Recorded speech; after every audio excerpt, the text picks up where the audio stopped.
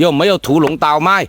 我家不卖屠龙刀的吗？卖的是甘蔗，不卖屠龙刀的姐姐啊！主播你在卖搅屎棍吗？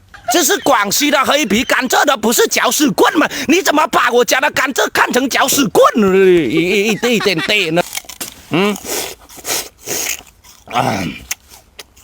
表哥，我不买了，太麻烦了，买回家还要拿来吃。那你吃东西也麻烦啊，大哥。吃了放屁也是甜的吗？